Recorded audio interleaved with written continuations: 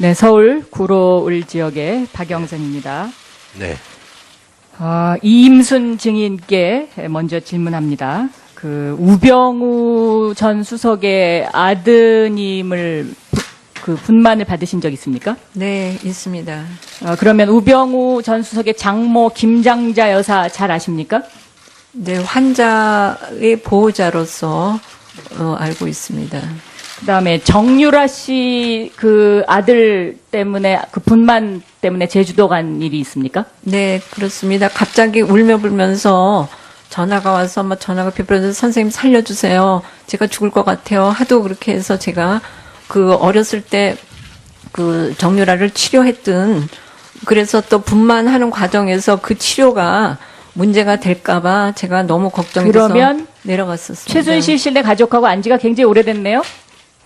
그 당시 아이가 저한테 진료를 받으면서 한 10년. 10년. 그다음에 정도 우병우 씨네 가족하고는 얼마나 오래 아셨습니까? 그 집 아이를 받았으니까 한 25년 정도 됐습니다. 그러면 김영재 원장하고는 잘 아십니까? 전혀 모릅니다. 오늘 처음 만났습니다. 그런데 서창석 원장께서는 증인께서는 어떻게 김영재 원장을 이임순 증인으로부터 알게 됐다고 말씀하시죠? 예, 제가 그 내용은 알지 못하고요. 제가 네. 곰곰이 생각해봐도 네? 제가 곰곰이 생각해봐도 이임순 교수에게 연락을 받았습니다. 이 김영재 원장을 알게 됐다. 예, 그렇습니다. 그럼 김영재 원장은 최순실 씨하고 안 적이 어느 정도나 되죠? 2014년 그 환자로서 만났고요. 네. 그 2014년 4월인가 그때 자, 처음 왔습니다. 제가 이제 그러면 지금 아까도 뭐 지적됐지만 이임순 원장과 김영재 그 증인 사이의 관계 이게 지금 누군가 세 분 중에 거짓말을 하는 건데 김영재 원장은 이임순 증인을 압니까? 전혀 모릅니다. 전혀 모릅니까? 그러니까 지금 누군가 거짓말을 하고 있는 겁니다. 그런데 제가 왜 최순실 씨가 독일에서 귀국하기 전에 한국에 있는 지인한테 전화를 걸어가지고 사전에 이 사건을 어떻게 얘기하라는 이 지침을 내리는 그 제가 전화 녹음 내용을 확보를 했습니다. 제가 일단 들어보시겠는데 처음 들려드릴 내용은 뭐냐면 한국의 지인한테 고영태 씨한테 가서 이렇게 말하라고 해 하는 내용입니다. 잠깐 들어보시죠. 그리고 예. 그 나랑 어떻게 알았냐 그러면 네, 가방 관계비를 납품했다고 그러지 말고 네, 옛날에 뭐 이렇게 지인을 통해서 알았는데 네. 그 가방을 발레밀론가 물론 그걸 통해서 왔고 네네. 그냥 치료에 관심이 있어서 그 지인이 알아서 이렇게 연결돼서 내가 많은 도움을 네네. 사실 보험기획도 뭐고 이렇게 저기 보험기획은 얘기를 하지 말고 다른 네. 걸 좀 해가지고 이렇게 하려다가 네. 좀 도움을 받으려고 했는데 도움을 못 받았다 이렇게 나가야 될 것 같아요. 자, 또 이렇게 지시하는 내용이 하나 또 있습니다. 이거는 이제 이성한이라는 사람이 배신을 했으니까 이렇게 얘기하라 이런 내용입니다. 틀어주세요. 큰일 났네. 그러니까 예. 그한테 정신 바짝 차리고 걔네들이 네. 이게 완전히 그 조작품이고 얘네들이 네. 이거를 이거 훔쳐가지고 이렇게 했다는 걸 몰아야 되고 이성원이도 네, 네. 아주 그 기획적으로 하고 돈도 요구하고 네. 이렇게 했던 저걸로 해서 네, 네. 이걸 하지 않으면 우리를 안 시키면 다 죽고. 실제로 이성한이라는 사람이 돈을 요구했다. 뭐 이런 기사가 저 후에 나옵니다. 저게 10월 말경에 최순실 씨가 독일에서 귀국하기 전에 한국에 있는 지인한테 전화를 걸어가지고 사전에 이 사건을 어떻게 얘기하라는 이 지침을 내리는 그 제가 전화 녹음 내용을 확보를 했습니다. 제가 일단 들어보시겠는데 처음 들려드릴 내용은 뭐냐면 한국의 지인한테 고영태 씨한테 가서 이렇게 말하라고 해 하는 내용입니다. 잠깐 들어보시죠.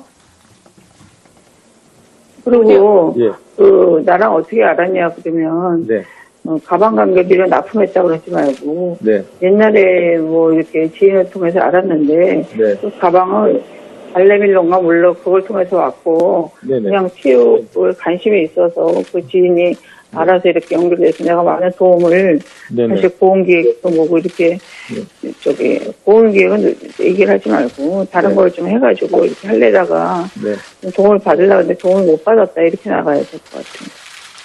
자, 또 이렇게 지시하는 내용이 하나 또 있습니다. 이거는 이제 이성한이라는 사람이 배신을 했으니까 이렇게 얘기하라. 이런 내용입니다. 틀어주세요. 큰일 났네. 그러니까 예. 그한테 정신 바짝 차리고 걔네들이 네. 이게 완전히 그 조작품이고 얘네들이 네. 이거를 이거 훔쳐가지고 이렇게 했다는 걸 몰아야 되고 이성원이도 네, 네. 아주 그 계획적으로 하고 돈도 요구하고 네. 이렇게 했던 저걸로 해서 네, 네. 이걸 하지 않으면 우리를 안 시키면 다 죽고. 실제로 이성한이라는 사람이 돈을 요구했다. 뭐 이런 기사가 저 후에 나옵니다. 저게 10월 말경 독일에서 귀국하기 얘기거든요. 직전의 얘기입니다. 그래서 제가 이 지금 그 최순실 씨와 잘 오랫동안 알았던 이임순 증인께서 혹시 이런 어떤 지침 받으신 적 있습니까? 모른다 그래라. 없습니다. 네? 김영재 증인은 이런 지침 받으신 적 네, 없습니까? 전혀 없습니다. 저희가 지금 그 의심되는 대목이 있어서 자꾸 이렇게 질의 드리는 거고요. 자, 김장수 증인께서는요, 중국 베이징에서 특파원들하고 그 인터뷰를 하셨잖아요. 네네. 그 내용을 보면 대통령하고 유선 전화를 4번 통화했다고 그랬어요. 그런데 그때 오후에 2시 50분인가 통화한 거는 확실하게 말씀을 하시면서 오전 통화는 생각이 잘 안 난다. 이렇게 얼버무리시더라고요. 왜 그랬습니까? 그때에 네. 그 특파원들하고 간담회하는 장소 자체가 한중 관계를 설명하는 자리였습니다. 제 질문에 대한 그런데 답. 네. 제가 참고 자료니 뭐냐 아무것도 준비 안 해가서 물으니까 그냥 답변하고. 아니요. 근데 어떻게 2시 50분 거는 정확하게 기억을 하시면서 오전 거는 내가 기억이 잘 안 난다. 이렇게 얘기를 한 것에 대해서 저는 그 답변 일문일답을 보면 그 부분이 좀 굉장히 이상해요. 그런 말을 한 적이 없는 걸로 저 기억하는데요. 일문일답의 기사에 있으니까요. 점심시간에 체크해 보시고요. 그거 예, 오후에 예. 다시 한번 얘기하자고요. 예. 자, 직접 통화를 하신 경 그럼 몇 번입니까? 그날. 6 내지 7회를 했다고 제가 저 특파원들한테 이야기를 한 기억이 나는데요. 거기 보면은 청와대 홈페이지에 실려 있는 내용이 거의 맞는 것 같아요. 다 맞는 것 같아요. 그러니까 6 내지 7회면 그 횟수도 안 맞거든요. 횟수도 안 맞고. 제가 한 거는 네. 제가 전화 근거하고 대통령님께서 저한테 전화한 거하고 그 합쳐서 말씀드리는 겁니다. 합쳐서. 예, 예. 네. 그럼 이날 통영함에 출동하라 하고 해군 참모총장이 지시를 내렸죠. 해군에서 구조함이기 때문에 네, 네. 그걸 아마 근데 지시를 내린 했는데 걸로 그럼 이거를 누가 지시를 거뒀습니까? 가지 말라고? 그건 모르겠습니다. 그 해군에서 자체 자, 판단했을 겁니다. 김석균 증인 이거 압니까 이 내용을? 그 내용은 전 잘 모르겠습니다. 본인이 정말 모르십니까? 예, 그때 저는 예. 네, 지금 시간이 얼마 안 남았는데요. 그 추측컨대요, 박 의원님. 네, 추측컨, 조금, 네. 네, 추측컨대. 예. 추측컨대 아마 통영함이 최초에 그 전력화되기 전에 다소 문제가 있었던 걸로 발표가 됐었습니다. 그래서 그 자. 문제가 됐기 때문에 그런 거 아닌가 하는 생각이 드는데. 자, 그 다음에요. 그 김영재 증인하고 제가 그 누구죠? 정기양 증인께 사진을 드렸죠. 거기 보면 2014년 4월 16일, 17일, 4월 25일 이렇게 있습니다. 네. 전문가들이 뭐라고 얘기하냐면 마리오렛 라인이라는 게 이게 입가주름의 전문 용어라면서요. 네. 근데 거기에 주사를 놓은 자극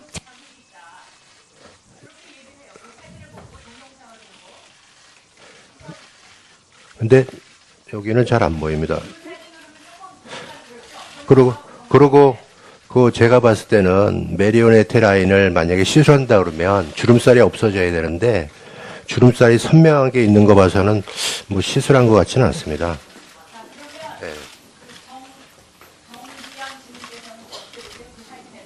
예, 저도 이거는 김영재 증인의 의견에 동의합니다. 별 차이가 없습니다.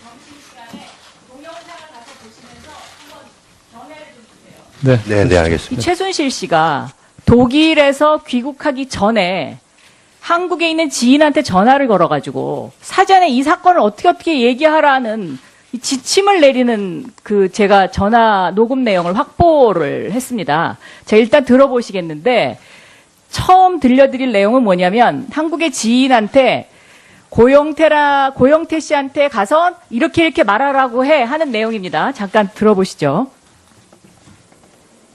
그리고 예. 나랑 어떻게 알았냐 그러면 네. 가방 관계비를 납품했다고 그러지 말고 네. 옛날에 뭐 이렇게 지인을 통해서 알았는데 네. 그 가방을 발레밀론가 몰라 그걸 통해서 왔고 네네. 그냥 체육에 관심이 있어서 그 지인이 알아서 이렇게 연결돼서 내가 많은 도움을 네네. 사실 보험기획도 뭐고 이렇게 저기 보험기획은 얘기를 하지 말고 다른 네. 걸 좀 해가지고 이렇게 하려다가 네. 도움을 받으려고 했는데 도움을 못 받았다 이렇게 나가야 될 것 같아요. 자, 또 이렇게 지시하는 내용이 하나 또 있습니다. 이거는 이제 이성한이라는 사람이 배신을 했으니까 이렇게 얘기하라. 이런 내용입니다. 틀어주세요. 큰일 났네. 그러니까 예. 그한테 정신 바짝 차리고 걔네들이 네. 이게 완전히 그 조작품이고 얘네들이 네. 이거를 이거 훔쳐가지고 이렇게 했다는 걸 몰아야 되고 이성원이도 네네. 아주 그 계획적으로 하고 돈도 요구하고 네. 이렇게 했던 저걸로 해서 네네. 이걸 하지 않으면 우리를 안 시키면 다 죽고. 실제로 이성한이라는 사람이 돈을 요구했다. 뭐 이런 기사가 저 후에 나옵니다. 저게 10월 말경의 얘기거든요. 그러니까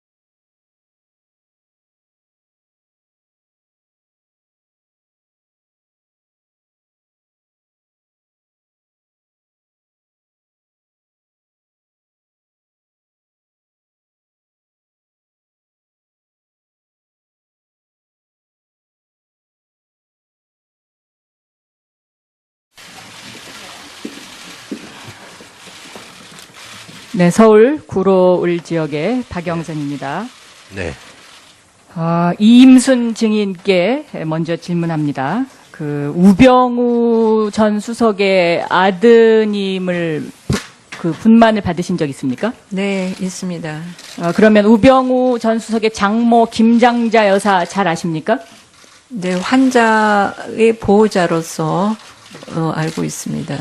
그다음에 정유라 씨 그 아들 때문에 그 분만 때문에 제주도 간 일이 있습니까? 네, 그렇습니다. 갑자기 울며 불면서 전화가 와서 전화가 비버려서 선생님 살려주세요. 제가 죽을 것 같아요. 하도 그렇게 해서 제가 그 어렸을 때 그 정유라를 치료했던 그래서 또 분만하는 과정에서 그 치료가 문제가 될까봐 제가 너무 걱정이 돼서 그러면 내려갔었습니다. 최순실 씨네 가족하고 안 지가 굉장히 오래됐네요.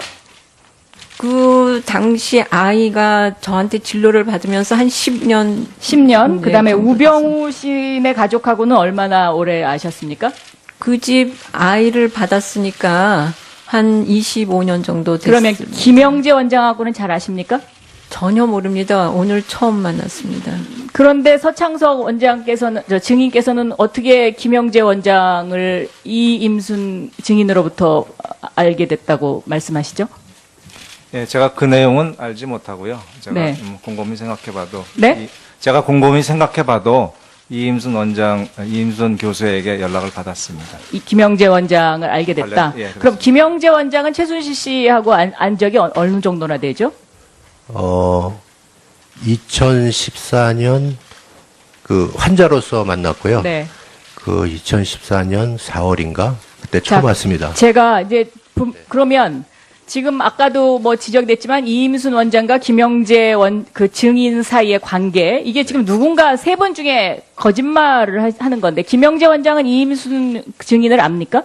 전혀 모릅니다. 전혀 모릅니까? 그러니까 지금 누군가 거짓말을 하고 있는 겁니다. 그런데 제가 왜 최순실 씨가 독일에서 귀국하기 전에 한국에 있는 지인한테 전화를 걸어가지고 사전에 이 사건을 어떻게 얘기하라는 이 지침을 내리는 제가 전화 녹음 내용을 확보를 했습니다. 제가 일단 들어보시겠는데 처음 들려드릴 내용은 뭐냐면 한국의 지인한테 고영태 씨 그거한테 정신 바짝 차리고 걔네들이 이게 완전히 조작품이고 얘네들이 이거를 이거 훔쳐가지고 이렇게 했다는 걸 몰아야 되고 이성원이도 아주 그걸 계획적으로 하고 돈도 요구하고 이렇게 했던 저걸로 해서 이걸 하지 않으면 우리를 안 시키면 다 죽고. 실제로 이성환이라는 사람이 돈을 요구했다. 뭐 이런 기사가 저 후에 나옵니다. 저게 10월 말경 독일에서 귀국하기 직전의 얘기입니다. 그래서 제가 이 지금 최순실 씨와 잘 오랫동안 알았던 이임순 증인께서 혹시 이런 어떤 지침 받으신 적 있습니까? 모른다 그래라. 없습니다. 네? 김영재 증인은 이런 지침 받으신 적 없습니까? 네, 전혀 없습니다. 저희가 지금 의심되는 대목이 있어서 자꾸 이렇게 질의 드리는 거고요. 자, 김장수 증인께서는요, 중국 베이징에서 특파원들하고 인터뷰를 하셨잖아요. 네네. 그 내용을 보면 대통령하고 유선 전화를 4번 통화했다고 그랬어요. 그런데 그때 오후에 2시 50분인가 통화한 거는 확실하게 말씀을 하시면서 오전 통화는 생각이 잘 안 난다. 이렇게 얼버무리시더라고요. 왜 그랬습니까? 그때에 그 특파원들하고 간 다음에 네, 나옵니다. 저게 10월 말경에 최순실 씨가 독일에서 귀국하기 전에 한국에 있는 지인한테 전화를 걸어가지고 사전에 이 사건을 어떻게 얘기하라는 이 지침을 내리는 제가 전화 녹음 내용을 확보를 했습니다. 제가 일단 들어보시겠는데 처음 들려드릴 내용은 뭐냐면 한국의 지인한테 고영태 씨한테 가서 이렇게 말하라고 하는 내용입니다. 잠깐 들어보시죠.